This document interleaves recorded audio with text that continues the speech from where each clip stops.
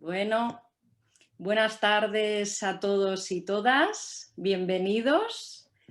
Bueno, pues empezamos la conferencia. Únicamente agradeceros en primer lugar vuestro interés y el tiempo. Y nada, y comentaros que al final de la charla de Juan Carlos Trayero dejaremos un tiempo para poder responder si habéis hecho alguna pregunta o queréis compartir alguna reflexión o hacer algún comentario durante la conferencia. Y os agradecería que en ese caso utilizarais el chat que tenéis dentro del canal YouTube. Yo iré recogiendo durante la conferencia de Juan Carlos pues esas reflexiones, comentarios o preguntas, y al final de la charla pues intentaremos responder todo lo que hayáis preguntado. Y nada, y ya dar paso a Juan Carlos Trayero, y bienvenidos de nuevo a todos. Gracias, Laura. Bueno, pues os vuelvo a saludar. Buenas tardes a todos y bienvenidos a esta nueva conferencia en contexto de pandemia. Porque así a lo tonto, pues ya ha transcurrido un año desde que un confinamiento domiciliario, que recordaréis que se prolongó durante algo más de 2 meses, pues nos hizo entrar en pánico y tomar conciencia de que esto iba en serio y de que todos estábamos expuestos a un virus muy peligroso. Esto ocurría en medio de un aluvión de cifras, a cual más alarmante, y de una preocupante sensación de que habíamos perdido el control sobre nuestras vidas. Nos sentimos amenazados seguramente como nunca, y en pleno desconcierto y en medio de informaciones a menudo contradictorias y poco rigurosas, pues nos llevó a comportamientos, muchos de los cuales eran muy necesarios, otros no tanto, y otros ahora casi hasta nos hacen sonreír, ¿no? Pero bueno, como digo, ha pasado un año, tenemos otro conocimiento, tenemos otra experiencia, no podemos hablar ni de impacto ni de ignorancia, y desde luego parece que no debería existir ese pánico que nos lleva pues a cometer algunas tonterías, ¿no? Ha habido tiempo de sobras para reflexionar, para pensar, para analizar, no solo lo que ocurre en el exterior, sino, y lo que es más importante, lo que ocurre en nuestro interior, ¿no? Hemos tenido tiempo para cuestionarnos cómo nos relacionamos con la enfermedad, con la posibilidad de enfermar, cómo nos relacionamos con el sufrimiento, con el nuestro y con el de los demás, o incluso cómo nos relacionamos con la posibilidad de morir. Y hemos tenido tiempo para racionalizar nuestros miedos y para comprobar cómo y cuánto nos condicionan y en qué medida nos atenazan y coartan nuestra libertad. Hemos tenido tiempo para pensarlo todo esto. Nuestras vidas cambiaron de forma radical y quisimos creer que sería por poco tiempo, aunque el sentido común ya apuntaba que no iba a ser así, que no iba a ser por poco tiempo. Tuvimos que adaptarnos a múltiples cambios y introdujimos una serie de hábitos que se han incorporado a nuestro día a día de manera ya rutinaria, ¿no? Nos ponemos la mascarilla para salir a la calle como igual que nos ponemos los zapatos, ya entra dentro de nuestra normalidad. Pero aunque la situación epidemiológica a día de hoy es muy distinta de la de hace 10 o 11 meses, la realidad, aunque nos sigue manteniendo en tensión permanente, por supuesto, los cambios de hábitos no se han modificado en la misma forma en que ha ido cambiando la situación epidemiológica. Es decir, son hábitos que ya se han infiltrado en nuestro pensamiento, en nuestra rutina, se han acomodado y ahí al abrigo, protegidos por el miedo, tanto el propio como el ajeno, pues no parece que tengan mucha intención de salir de ahí. Entonces, si queremos recuperar el mando de nuestras vidas, si queremos conservar ciertos márgenes de libertad de acción dentro de la situación en la que estamos, pues yo creo que hace falta detenerse y pensar seriamente en lo que estamos haciendo, revisar esos hábitos y ver si de verdad queremos seguir por ese camino o no. Del concepto del miedo ya hablé en conferencias anteriores. Hicimos una en mayo y otra en octubre y bueno, el miedo es el protagonista de toda esta época, ¿no? Lo que pasa es que ahora está como más agazapado, ¿no? Es menos visible. Y eso pienso que lo hace aún más peligroso porque no nos damos cuenta de en qué medida nos está condicionando. Claro, cuando te asomabas a la ventana y veías aquellas calles desiertas, con esos paisajes fantasmagóricos, ¿no? Hombre, tomabas conciencia necesariamente con tu propio miedo y con el miedo colectivo que había. Pero ahora ya somos mucho menos conscientes de la presencia del miedo. Nos hemos acostumbrado a que nos condicione y ya no nos damos ni cuenta de que muchas de las cosas que hacemos son por ese miedo que ahora está como más invisible, ¿no?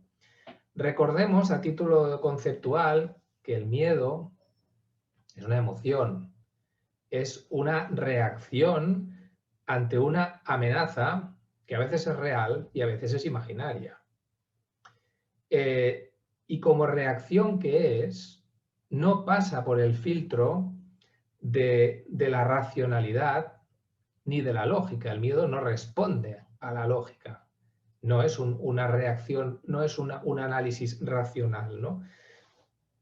Ese miedo, que en buena parte es ilógico e irracional, es anticipatorio. Tenemos miedo de que ocurra una cosa que no ha sucedido todavía y que posiblemente no suceda nunca, lo cual no nos libra de tener el miedo. Y al mismo tiempo ese miedo acostumbra a ser muchas veces desproporcionado, es decir, no hay una relación entre la cantidad de miedo que tenemos y el peligro al que presuntamente nos hemos de enfrentar, ¿no? Sino muchas veces pues no se corresponde. Pero bueno, sea como sea, lo sentimos. Y sentir ese miedo nos resulta muy desagradable y de hecho nos hace sufrir mucho. Y precisamente porque nos hace sufrir, tratamos a toda costa de librarnos de él. Tratamos de evitar la amenaza que vinculamos a ese miedo y por tanto vamos en busca de la seguridad perdida. Una seguridad que a menudo no es más que percepción de seguridad. Pero vamos en busca de eso para que nos libre del miedo. Bueno, eso es lo que estamos haciendo desde hace un año. Pero claro, lo que es un mecanismo comprensible de supervivencia en una primera fase, con el paso del tiempo se puede acabar convirtiendo en algo un tanto absurdo y en algo en lo que nos vemos atrapados y ya no sabemos cómo salir de ahí. Y yo creo que esto es un poco lo que está sucediendo, ¿no? Esto en parte es porque se ha convertido en lo altamente improbable en un peligro inminente. Y comportamientos que no son temerarios y son razonables, teniendo en cuenta la situación y las circunstancias en las que estamos, pues se califican de irresponsables o casi de pseudodelincuentes, ¿no? Preguntados, por ejemplo, ante una situación, a mí personalmente ya me ha sucedido más de una vez y seguro que a unos cuantos de los que estáis os puede haber sucedido, ¿no? Imaginaos que salís a la calle y al cabo de 2 o 3 minutos os dais cuenta de que no lleváis la mascarilla. Y entonces, rápidamente, pues decidís volver a casa a buscar la mascarilla que os habéis olvidado. Bueno, si esto os ha pasado alguna vez, o si no, imaginad que os pasa, ¿qué es lo que sentís? ¿Sentís que habéis corrido peligro? ¿Que habéis corrido peligro serio de haberos contagiado? ¿Sentís eso? ¿Sentís algo parecido al que sale en zapatillas a la calle porque se ha despistado? Es decir, aquella sensación de que has hecho algo inadecuado e inapropiado y ya está, has salido sin mascarilla. ¿O piensas, menos mal que no me ha visto un poli y así no me ha multado? ¿Qué es lo que sientes y qué es lo que piensas? Ahí lo dejo, porque creo que para ir pensando.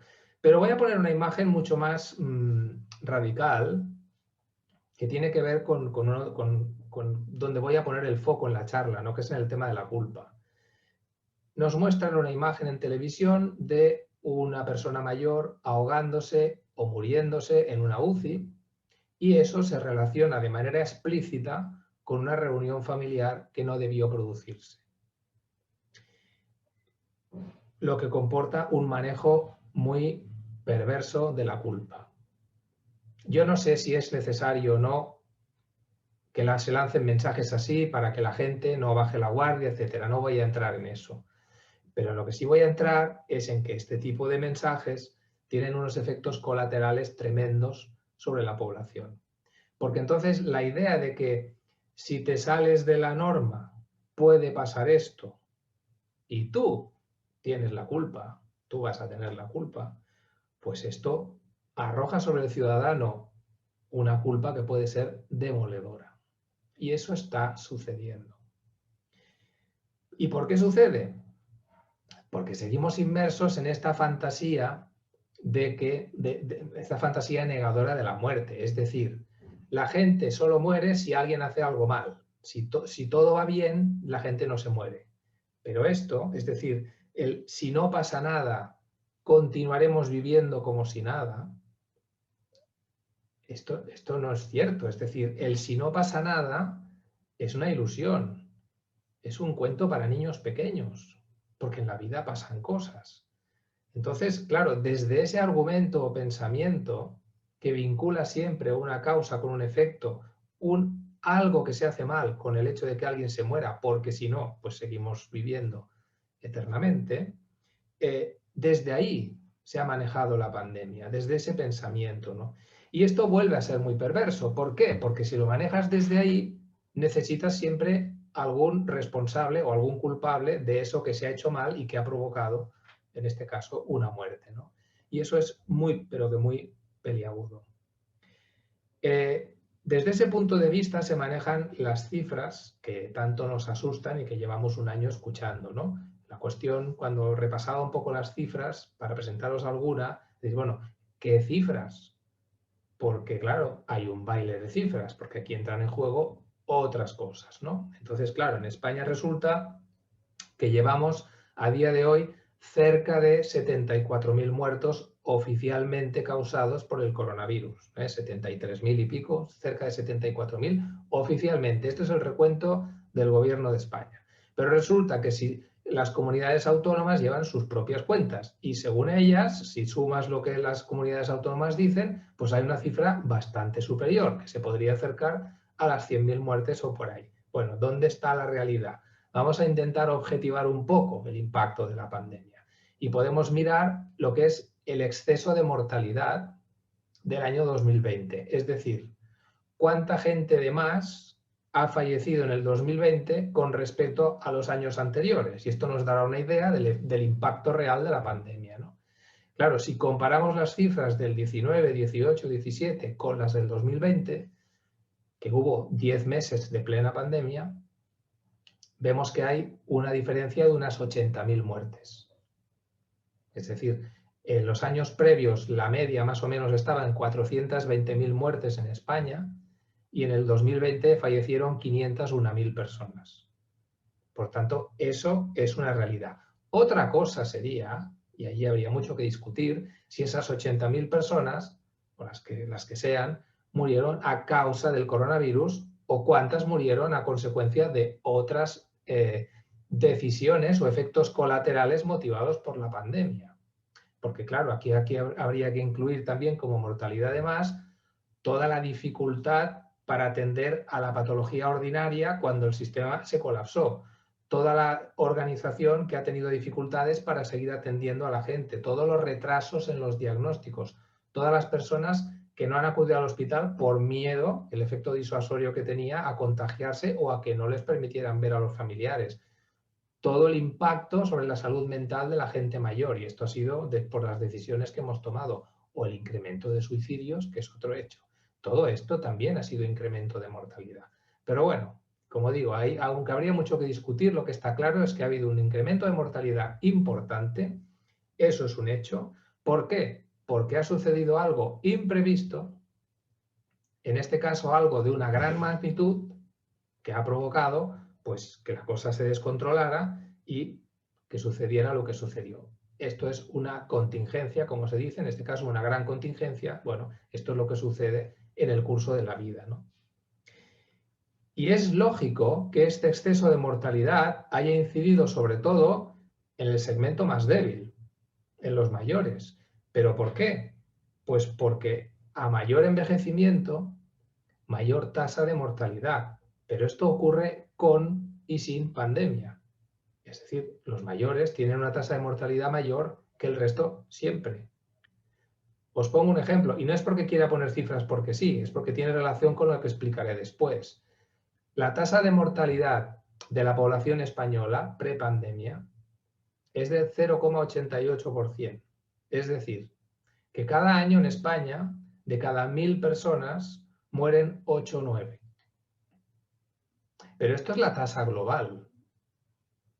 Si miramos la tasa de mortalidad de las personas de 85 años, que es la media de los fallecidos por el coronavirus, resulta que la tasa de mortalidad es del 7%. Es decir, que la gente que tiene 85 años, 7 de cada 100 fallecerán a lo largo de un año, sin coronavirus. Y si nos vamos a los de 90, resulta que ya son 13%. Y es importante tener esas cifras en la mente, como digo, por lo que iremos comentando después, ¿no? Por tanto, las personas mueren con o sin coronavirus. Evidentemente el coronavirus ha provocado un incremento, pero sobre lo que ya había. Cuando todo gira alrededor del coronavirus, cuando todas las medidas se toman en función al coronavirus, estamos presuponiendo o dando a entender que esto es evitable, ¿no? Y estamos dando a entender que si controlamos todo esto, la gente no muere. Y esto es falso. O sea, la gente se muere de otras cosas. Evidentemente que hemos de intentar de controlar la mortalidad por el virus, ¿no? Pero cuidado, porque no tenemos el control sobre todo lo que sucede. No lo hemos tenido nunca y tampoco lo tenemos ahora. Claro, desde este planteamiento de la causa-efecto, con demasiada alegría, por decirlo de alguna manera, aparecemos los ciudadanos como los responsables de los repuntes, ¿no? Y se nos echa en cara una y otra vez, desde la política y tal y cual, pues que con nuestros comportamientos, con nuestra incapacidad para sacrificarnos, con nuestra desobediencia a la autoridad, que es la que sabe lo que nos conviene, pues somos los que provocamos los repuntes de contagios y las nuevas oleadas de ingresos y de mortalidad, ¿no? Claro, como os vais de vacaciones, pues ahora a la vuelta tenemos problemas. Claro, como en Navidades os veis con la familia, pues ahora tenemos la segunda ola. Después de Semana Santa, fijo que será culpa de la gente que vendrá a la cuarta ola, la tercera, no sé a quién le echaron la culpa, pero bueno, siempre está en relación con eso. Y detrás está la amenaza, ¿no? De, pues habrá que poner más restricciones. Este está siendo el mensaje habitual, ¿no? Hay en el sentido de querer dar siempre una causa a lo que sucede. Las pandemias tienen sus propias leyes. Históricamente ha sido así. Las pandemias funcionan en oleadas y van subiendo y bajando, obviamente en parte dependiendo de lo que hacemos nosotros, por supuesto, pero hay una parte que es independiente de lo que hagamos nosotros. Y sin embargo se quiere transmitir continuamente esta sensación de control, ¿no? Y entonces vamos al tema de la culpa, ¿no? Porque claro, al margen de este pseudo totalitarismo, lo más perverso es que esta supuesta culpa se ha infiltrado, se ha metido en las mentes y en los corazones de las personas. Y eso está generando mucho, pero que mucho sufrimiento añadido. Y ese no sale en las estadísticas. Uno de los mayores temores que siguen teniendo las personas es a contagiar a un familiar. Y evidentemente a que ese familiar pueda enfermar de gravedad o morir. Y poder ser responsables de la muerte de un familiar. Eso es algo que a la gente le atemoriza de una manera y les condiciona enormemente el comportamiento, ¿no? Y ese pensamiento, que es humanamente muy comprensible, por supuesto, lleva a mantener y sostener en el tiempo, y repito, llevamos un año, comportamientos humanamente muy poco sanos, ¿no? Como es el no tocar, el no abrazar, el no besar, el no visitar o el no relacionarse. O sea, ya ni eso. Renunciando a lo más preciado que tenemos ante el pavor de cargar con una culpa que te podría arruinar la vida. Y claro, la trampa de la culpa es tremendamente peligrosa porque es que no hay manera de desembarazarse de ella. Es muy difícil sacársela de encima. Y más cuando desde fuera te la van alimentando todos los días, ¿no? Siempre te va a quedar la duda de si tú fuiste el responsable de ese fallecimiento o de ese contagio. Pero, ¿es razonable esta supuesta culpa? Estamos intentando hacer un ejercicio de racionalización, de no llevar las cosas desde la emoción de los primeros meses, ¿no? ¿Es razonable esta supuesta culpa? Sobre todo, ¿es razonable si respetamos todas las medidas de seguridad que marca el sentido común? ¿Aplicamos el mismo criterio de culpa con otros comportamientos o con otros riesgos que asumimos con toda normalidad? Como por ejemplo cuando se sube cualquier persona a nuestro vehículo y se sube a nuestro coche, pues un amigo, un familiar, el hijo de un amigo. Ahí no estamos pensando en la culpa que podemos cargar si tenemos un accidente, cosa que tampoco es súper excepcional. Es decir, estamos actuando de manera distinta a la habitual, ¿no? ¿Nos hemos planteado realmente cuál es la probabilidad, la real, de contagiar o contagiarnos si, estando asintomáticas las dos personas, nos damos un abrazo con la mascarilla puesta? ¿De verdad seguimos pensando que eso es muy peligroso? La probabilidad real es muy baja. No es cero, claro que no es cero, pero la probabilidad real es muy baja. Pero bueno, es que esa probabilidad real, que es muy baja, en el supuesto de que algún virus consiga pasar de un individuo a otro en ese acto de 2 o 3 segundos, después hemos de multiplicar por la probabilidad de que este virus cause una patología grave a quien se ha contagiado. Y como sabéis, hay un porcentaje de asintomáticos muy elevado, entre otras cosas porque nosotros tenemos lo que se llama una inmunidad natural, que independientemente de la vacuna, que es una inmunidad inducida, tenemos unas barreras defensivas naturales que nos protegen de muchos microorganismos y de muchos elementos agresores. Si no fuera así, nuestra especie se hubiera extinguido. Y esta inmunidad es la que hace pues, que, por ejemplo, haya gente que nunca coja un resfriado. Esta inmunidad no es infalible, claro que no lo es, pero existe y tiene su tarea de protección. Una inmunidad que funciona peor en las personas mayores y una inmunidad que, por cierto, funciona peor cuando estás sometido a estrés o estás con depresión o estás desmotivado o estás desesperanzado o consideras que tu vida ya no vale nada, que son las condiciones que hemos creado alrededor, por ejemplo, de mucha gente mayor. Pero bueno, sea como sea, la probabilidad real de que tú te contagies en un abrazo y que enfermes de gravedad es muy, pero que muy baja. Pero claro, eso es lo que dice la razón. El miedo y la culpa no entienden de esto y les basta una mínima probabilidad para decir no.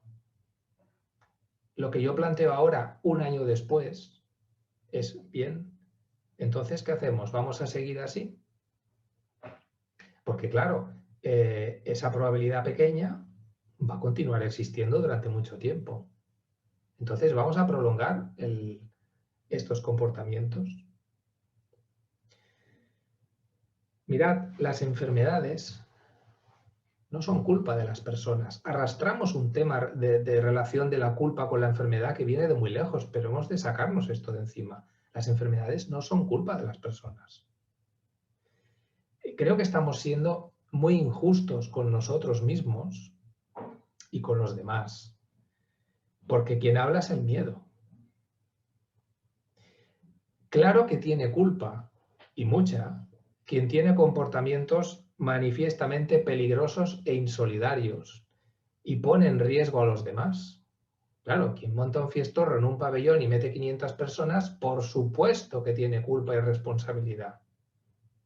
Como la tienen todos aquellos que convocan situaciones que aglomeran a mucha gente en poco espacio. Que si una manifestación, que si despedir un equipo de fútbol, que si un meeting, etc. Pero esto es una cosa y otra cosa es esos comportamientos razonables que sigue la inmensa mayoría de la gente, ¿no? No nos portamos igual con otros riesgos o peligros. Yo he visto increpar, insultar a alguien porque va por la calle con la mascarilla mal puesta, pero yo no veo a nadie insultar o increpar a alguien porque habla por el móvil cuando va conduciendo. Y es algo que ves muy a menudo y es un comportamiento manifiestamente peligroso. Es decir, no estamos siendo muy coherentes y, como digo, al mismo tiempo estamos siendo injustos con nosotros mismos porque nos estamos autocastigando con esto.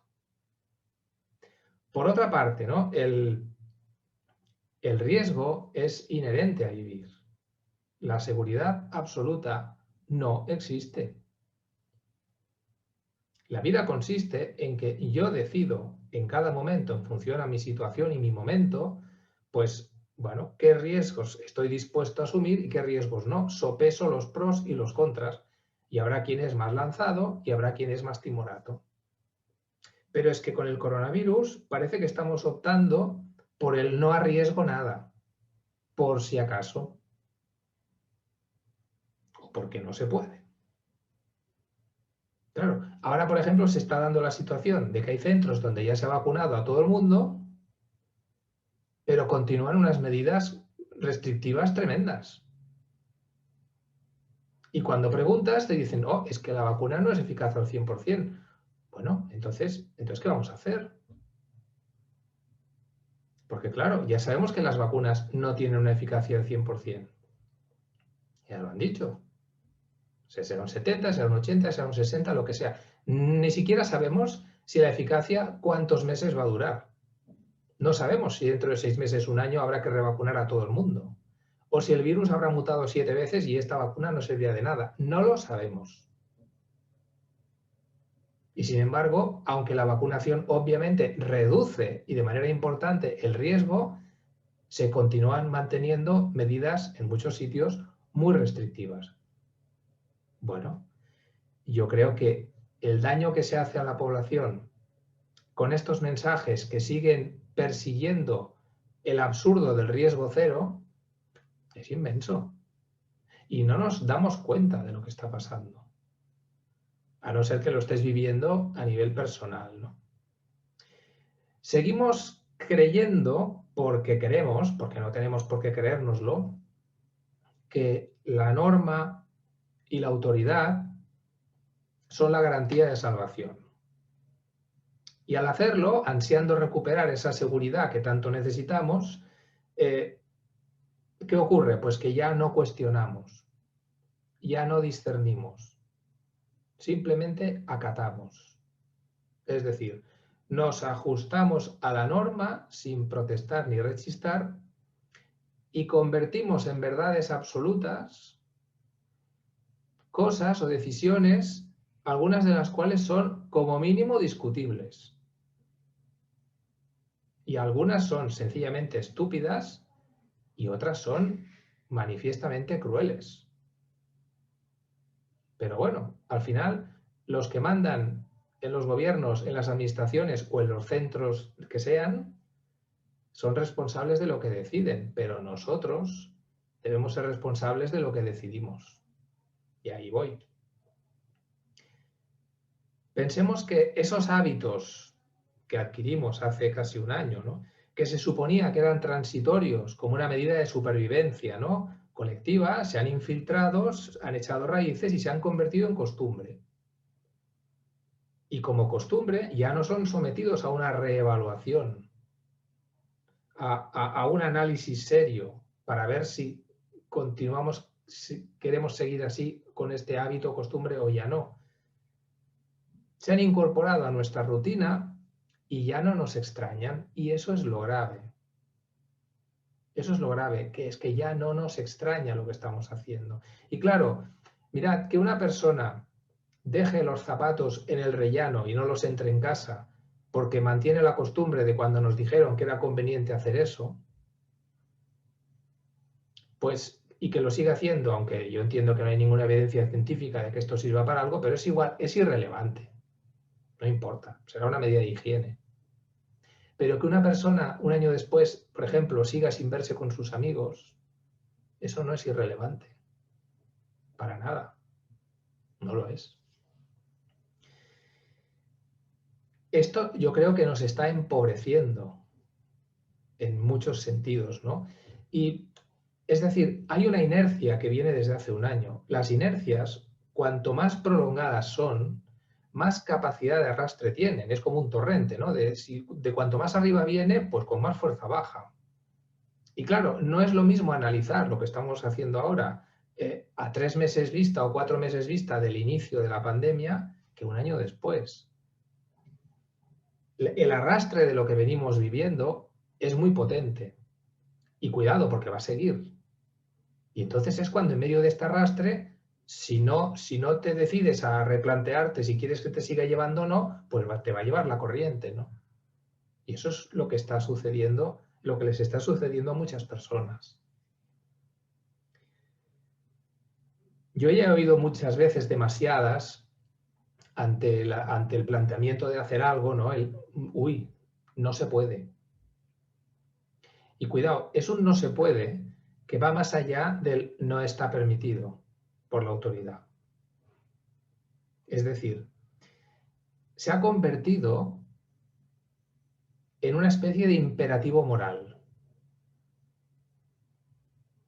Y claro, una cosa es el temor a una sanción, que por cierto se ha hecho un abuso de poder descomunal con esto, y otra cosa es el convertir en una obligación moral algo que no lo es. O sea, no puede ser que entendamos que casi es una obligación moral que no podemos ser 7 en casa, que hemos de ser 6. Porque si somos 7 estamos violando no sé qué códigos, ¿no? A ver, pero estamos así, ¿eh?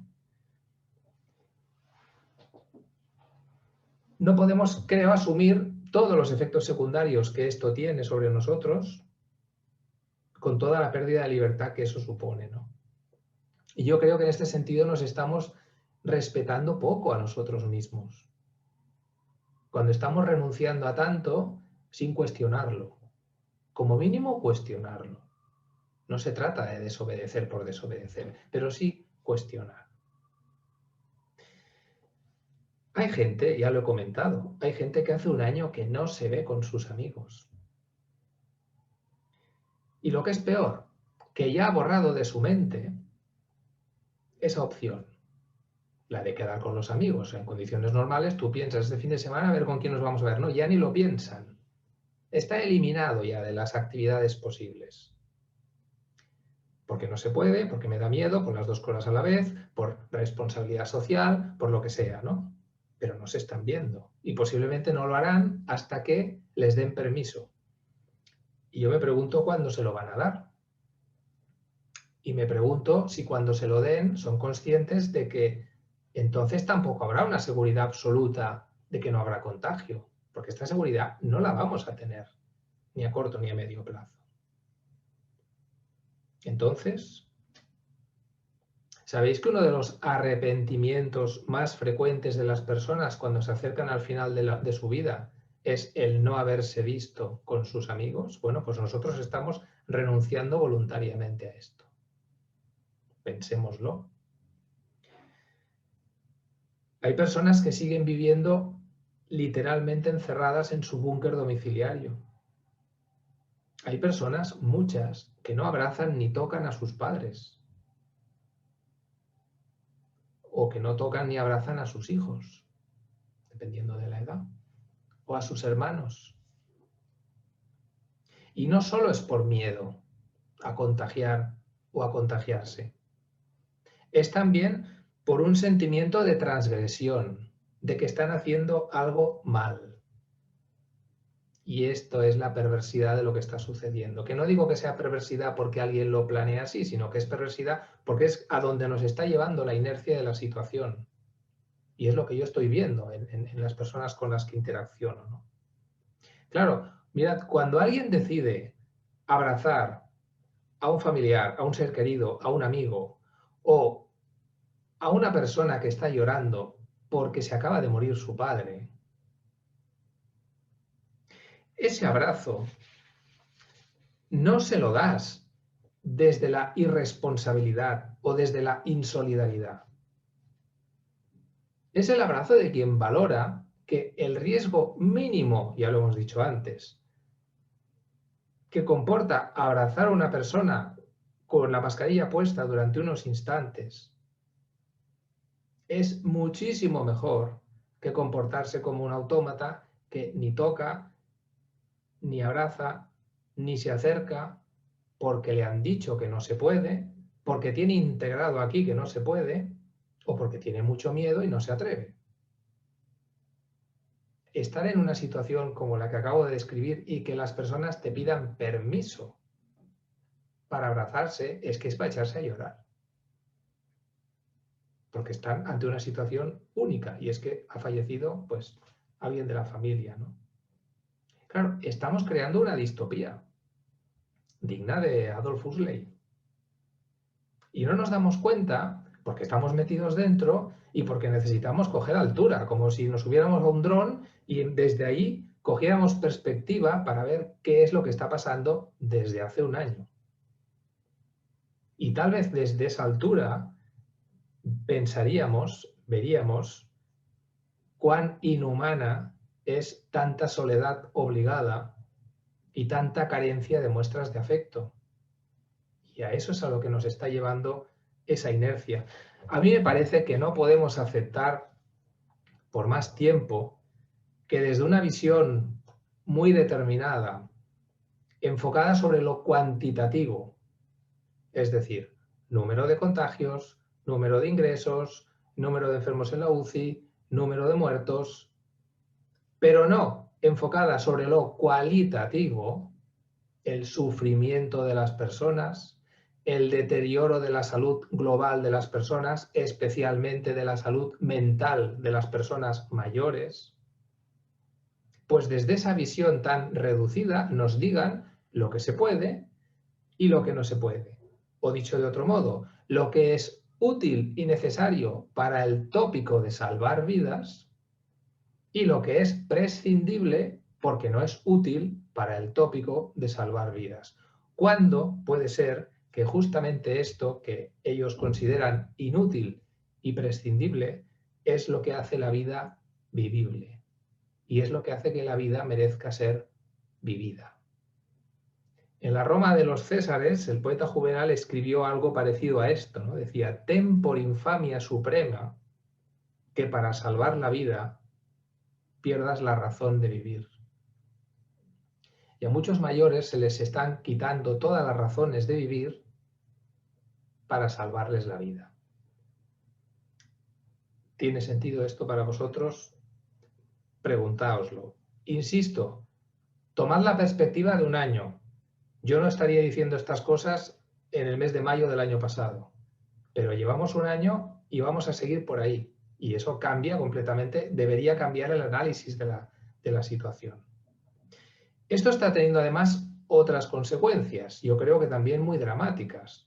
Es decir, ahora hay muchas personas, cada vez más, que sienten rabia, enfado, arrepentimiento por no haber visitado, por no haber acompañado, por no haber estado al lado de un familiar que ha acabado muriendo, de coronavirus o de lo que sea, porque al final, ¿qué más da?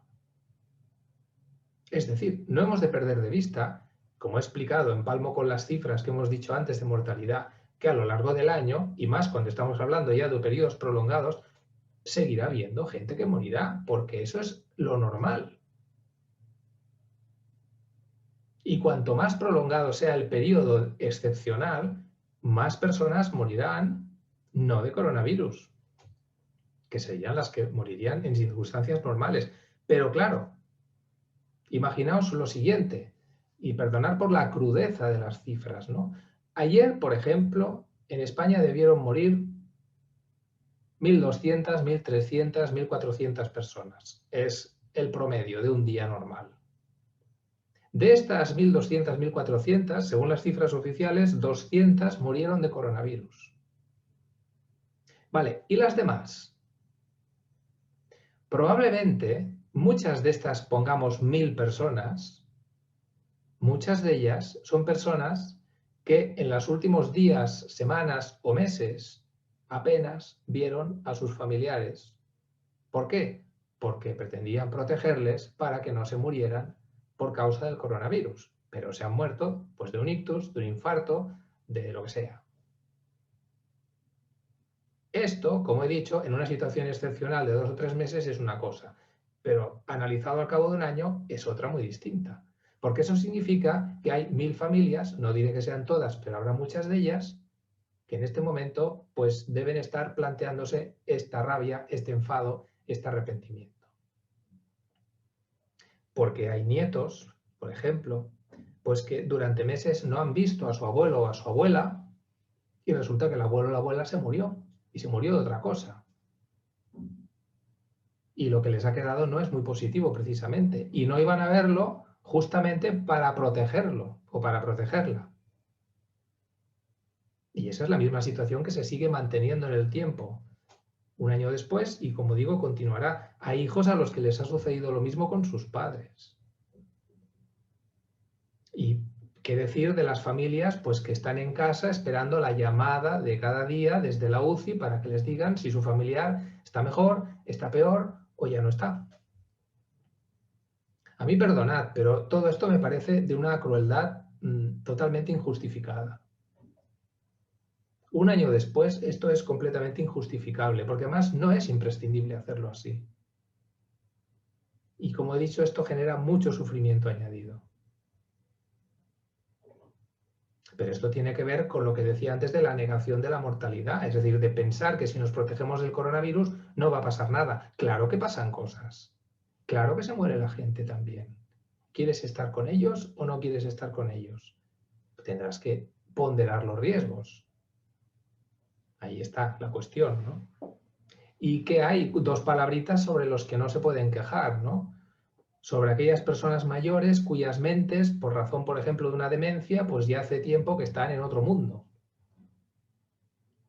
Y estas personas han visto cómo aquellas caras conocidas, aquellas imágenes, aquellas voces, aquellos olores, que eran su débil conexión con su mundo anterior, con ese mundo anterior pues de seguridad, de amor, de afecto, pues han desaparecido. Han desaparecido por decreto. O se los administran con cuentagotas, ¿no? ¿Qué es lo que estamos protegiendo aquí? ¿Qué nos diría ese anciano o anciana si pudiera hablar y decir lo que piensa? ¿Somos de verdad conscientes de lo que esto supone? Y que además esto no tiene fecha límite. Perdonad que insista tanto en lo del año, pero insisto, es que a lo mejor dentro de un año hemos de hacer otra igual. ¿Qué sentimos cuando escuchamos eso de que prefiero que los ancianos de mi residencia estén deprimidos a que se mueran?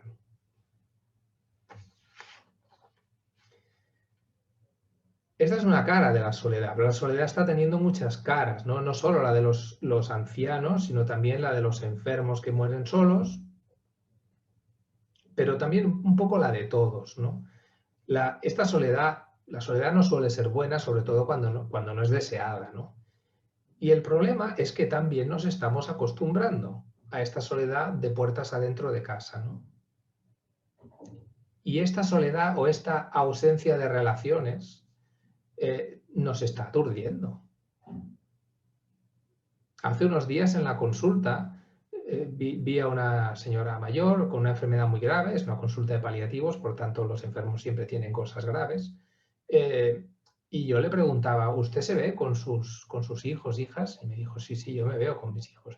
Digo, ¿y usted sale con sus amigas? Y dice, no, porque están casi todas encerradas en casa y no salen para nada. Dice, y me dijo literalmente, se les está reblandeciendo el cerebro. Pues eso, me parece que a mucha gente se le está reblandeciendo el cerebro a base de estar encerrados y no relacionarse en esta mega protección, ¿no? Yo creo que hay, por todo esto que hemos vivido, hay una enorme necesidad de los otros. Hay una enorme necesidad de compartir, de expresar, de manifestar, de desahogarse, de llorar. Pero para esto necesitamos al otro. Y para estar nosotros en condiciones de acoger lo que el otro necesita volcar sobre nosotros, hemos de estar medianamente bien, hemos de poder cuidarnos, hemos de nutrirnos de aquello que nos ayuda a reequilibrarnos. ¿Qué es eso que encontramos? Pues bueno, uno en la naturaleza, el otro haciendo ejercicio, el otro a través de la cultura, el otro a través de las relaciones sociales, de verse con los amigos, cada uno lo suyo. Pero todo esto está de puertas afuera de nuestra casa. No podemos encontrarlo todo dentro de casa. Porque entonces es cuando nos empobrecemos y nos aturdimos. El problema es que esto que está afuera, la mayor parte de cosas han estado prohibidas durante mucho tiempo y siguen estando muy limitadas, ¿no? Y además nos autolimitamos nosotros cuando nos imponemos estos corsés por causa de esta mega responsabilidad o de la culpa, etcétera, ¿no? Bueno, a mí me parece que es un buen momento para despertar, ¿no? O para despertar un poco más. No digo que estemos todos dormidos, porque seguro que no lo estamos, pero para reevaluar dónde estamos, ¿no? Para valorar qué es importante en tu vida y comprobar qué lugar ocupa lo que es importante en tu vida después de este año.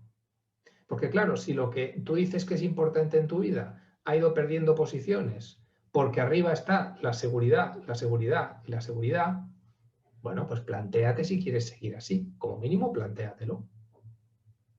Valora cómo ha repercutido todo esto que hemos explicado y que está pasando en tu estado de ánimo. No te acostumbres a estar con un estado de ánimo que no es el tuyo. ¿Dónde están? ¿Cómo vas de esperanzas, de ilusiones? No podemos caer en este acostumbramiento a, bueno, mira, como no se puede hacer nada más. Valora en qué medida eres esclavo de informaciones que a menudo son parciales e interesadas. Valora en qué medida tus miedos son mediatizados desde fuera y tus miedos dependen de lo que te dicen desde fuera. Y valora si vas a decidir por ti mismo o si vas a esperar a que decidan por ti. Y en este sentido, piensa hasta qué punto decides por ti mismo. ¿Hasta qué punto estás ponderando los riesgos y pensando cuál es la mejor decisión, pero la mejor decisión en situación? Es decir, aquí no se trata de que la decisión buena es la que sigue la norma y el protocolo y la mala es la que lo infringe, que es a donde nos llevan. Es decir, hemos de decidir en situación, hemos de hacer una decisión desde la ética y valorando en cada situación, en cada momento, valorando los pros y los contras, qué es lo que queremos hacer. Y al hacerlo, tengamos en cuenta un punto de vista global sobre nuestra salud y nuestro bienestar. Porque ya lo expliqué en otras charlas esto, nuestra salud y nuestro bienestar no se limita a mantener con vida nuestro cuerpo físico, sino que es mucho más que esto, la nuestra y la de los demás. Valora en qué medida decides tú así. O si vas a dejar que todo lo decidan por ti. Pregúntate qué vas a hacer con tu miedo. Porque el miedo que tenemos a muchas de las cosas que hacemos, y todos lo tenemos, Y ya estaba antes. Antes teníamos otros de miedos, pero los miedos ya estaban antes y estarán después. Igual que los peligros y los riesgos ya estaban antes y estarán después. Lo que pasa es que ahora los tenemos como mucho más conscientes y nos condicionan mucho más. Entonces, a ti te corresponde decidir si prefieres la seguridad, si lo refieres todo a la seguridad, de modo que cuanto más nos estemos pendientes de la seguridad, más manipulables somos, o si haces un reset y decides desde el conocimiento y desde la tranquilidad que comporta, como he dicho al inicio, que ya ha pasado un año y hay tiempo para pensar con calma, qué riesgos estás dispuesto a correr y cuáles no, en situación. En situación. Y llegados ahí, pues pregúntate qué vas a hacer con tus hábitos y con tus relaciones. ¿Qué vas a hacer con todo el amor, la amistad, el afecto que estás reservando o que no estás dando o que no estás recibiendo a la espera de que vengan mejores tiempos y lo puedas hacer o te den permiso para hacerlo? Pensad que vamos a seguir en una situación de incertidumbre. Seguramente será menos que la que había hace 8 o 10 meses, pero va a continuar habiendo incertidumbre porque no volveremos a la seguridad absoluta. Bueno, nunca ha habido seguridad absoluta, pero quiere decir que el virus va a seguir presente en nuestra sociedad, ¿no? Entonces, bueno, a mí me parece que no podemos seguir aplazando el hecho de tomar el mando sobre nuestras vidas y asumir nuestra responsabilidad con respecto a nuestra salud, insisto, desde este punto de vista global. Porque, mirad, la responsabilidad de vuestra salud y de vuestro bienestar es fundamentalmente vuestra, no es del gobierno, no es de la administración, no es del sistema sanitario, es tuya. Ellos han de proporcionarte los medios y las condiciones, pero las decisiones al final importantes son tuyas. Por eso, y para acabar, pues os invito y os animo a cada uno desde el lugar que parta, a lo mejor todo os ha parecido que ya os lo sabéis todo, cada uno desde donde esté, hacer este reset, ¿no? De vez en cuando hemos de reevaluar dónde estamos y lo hemos de hacer todos, independientemente de dónde esté cada uno, reevaluar dónde estamos y hacerlo desde la máxima objetividad, no desde la emocionalidad, sino desde la máxima objetividad. Y de ahí que he intentado dar cifras y datos, ¿no? Colocando los miedos y los peligros en su sitio. Porque efectivamente están, tanto los miedos como los peligros, y confrontándolos con lo que es importante para ti de verdad en tu vida. Y a partir de ahí, confrontando una cosa no con otra y en situación, decidir por qué camino quieres seguir en los próximos meses.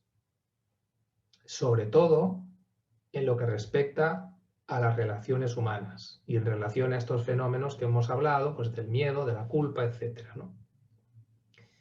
Y lo que decidas, sea lo que sea, estará bien. Bien, pues esto es lo que os quería contar. Yo por mi parte, lo que es la conferencia la doy por acabada. Entonces, Laura, te doy la palabra.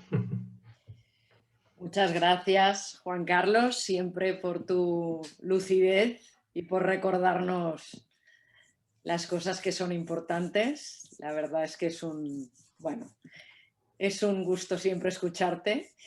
Y bueno, la verdad es que ha habido he ido recogiendo un poco algunas frases y algunas reflexiones que comento, que me parece que está bien compartir, y que, bueno, todo el mundo que está conectado las ha podido ir leyendo, pero bueno, las comento en alto, así refrescamos. Por ejemplo, ha habido, una persona que decía que estaba completamente de acuerdo contigo, con la angustia y malestar emocional que causan las personas, que se ha olvidado la parte emocional y social tan necesarias en las personas como el comer y el dormir.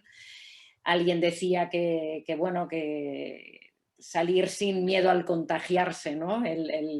Supongo que es lo que, bueno, la reflexión, que el abrazo en estos momentos, ¿no?, simboliza el encuentro humano en medio del sufrimiento, que es bonita y certera reflexión, que la seguridad total no existe, el vivir siempre conlleva un riesgo, el miedo está muy arraigado en nuestras vidas. Bueno, es muy cierto cómo vamos de esperanzas e ilusiones, ¿no? Y está muy bien esto, es importante preguntártelo de vez en cuando porque... Y bueno, ha habido, bueno, hay una pregunta, ¿no?, que aparecía en el chat, que dice: ¿consideraría que podríamos valorar que la compañía, el contacto, etcétera, como tratamiento e incorporarlo en el denominado, en las guías cuidados paliativos, la adecuación del esfuerzo terapéutico? A ver, no acabo de entender. Yo creo que es, sí, o sea, si realmente o sea, el hecho de la compañía, el contacto como tratamiento, ¿no?, al Ya, final, vale, vale, ahora lo entiendo. y Bueno, incorporarlo en el... lo que pasa es que, claro, incorporar el acompañamiento es uno de estos elementos que he dicho prescindibles, ¿no? De los cuales se ha prescindido porque se considera que la compañía no es útil para salvar la vida del paciente, punto. Por tanto, todos fuera. Los familiares fuera, los voluntarios fuera, todos los que no hagan algo científicamente positivo fuera, ¿no? Pero la realidad es que efectivamente eso debería incorporarse. Lo que pasa es que eso es una revolución. Es una revolución porque la medicina no está montada, ni la medicina ni la sanidad está montada para eso. Yo entiendo que debería protocolizarse. Entiendo que debería integrarse en el cuidado de la persona el poder estar acompañada por quien desea que la acompañe, ¿no? Pero es que esto no es un cambio cualquiera, no es un cambio cualquiera, es un cambio de mentalidad, ¿no? Ojalá fuéramos en este sentido y estaría muy bien que la pandemia nos sirviera para aprender, pero no sé si el sistema está muy dispuesto a hacer modificaciones.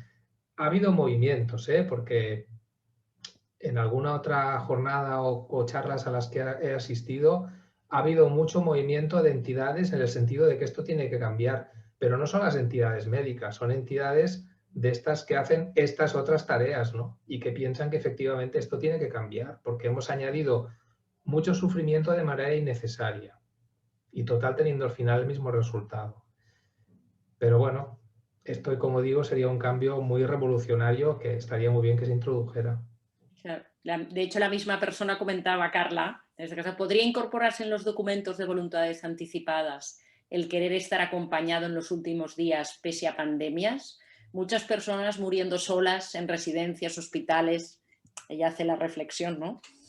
Sí, pero de hecho, por ejemplo, en los documentos de voluntades anticipadas hay gente que sí que especifica por quién quiere estar acompañado. Lo de la pandemia nadie lo había puesto porque no habíamos vivido ninguna, ¿no? Pero luego eso se respeta o no se respeta. Es decir, lo que ponen los documentos de voluntades no es ley. Y si se considera que hay una circunstancia mayor, pues entonces, bueno, es una declaración de intenciones, pero no siempre se va a respetar. También, bueno, se han ido añadiendo, veo que en la línea de lo que dice, otra persona comenta, en lo que dice Elizabeth Kubler-Ross, es importante que hagáis lo que de verdad os importe, solo así podréis bendecir la vida cuando la muerte esté cerca, ¿no? Claro.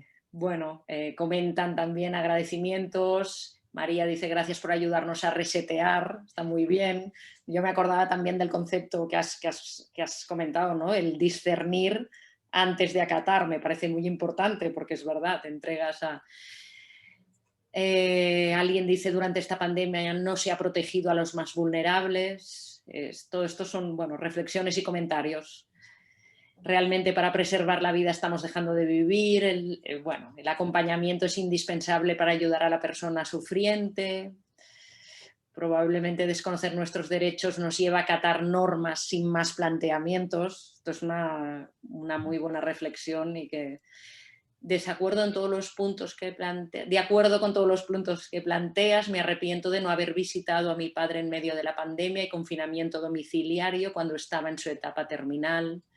Gracias, bueno, Cristina, por ese también testimonio. Bueno, que quede claro que, o sea, a mí me sabría mal que alguna persona esto le hubiera despertado sentimientos justo de lo que yo quiero intentar evitar, ¿no? Es decir, todos hemos hecho lo que hemos podido y las familias han hecho lo que han podido y sobre todo lo que les han dejado. Entonces, bueno, de lo que se trata es de aquí en adelante concienciarnos, no hacia atrás, pero concienciarnos de aquí en adelante para que no pasen cosas de estas. Porque una cosa es que a ti te prohíban entrar en un hospital y otra cosa es que tú no visites a tu padre o a tu madre que está en casa para no contagiarles. Son dos cosas distintas, ¿no? Pero bueno, desde luego yo entiendo que ahí hubo derechos fundamentales que se violaron y eso en la situación caótica de los 2 o 3 primeros meses podía tener una justificación, pero en los meses que estamos viviendo ahora, pues creo que no la tiene. Y de hecho, en todos los sitios no se actúa así.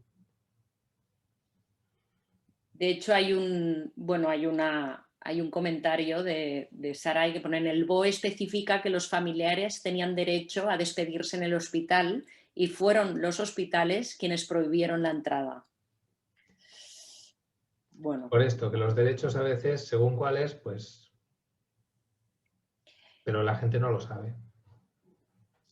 Y sí que es al inicio de todo he anotado una persona, entiendo que es una enfermera o una estudiante que comenta: me cuesta mucho encontrar información de cursos para auxiliar de enfermería sobre curas paliativas. Trabajo de auxiliar en paliativos y creo que falta formación específica para nosotras. Bueno, no sé si... Esto ya... Yo creo que hay, también depende del tipo de formación, se pueden encontrar cosas, ¿no? Pero yo creo que sí. Pues bueno, eso es un poco Vale. un poco los comentarios que han llegado. Muy bien. Pues nada, pues lo damos por finalizado, ¿no? Pues sí. Pues gracias, Laura, por tu ayuda y gracias a todos los que habéis asistido. Espero que alguna cosita podáis aprovechar de todo lo que se ha dicho, ¿eh?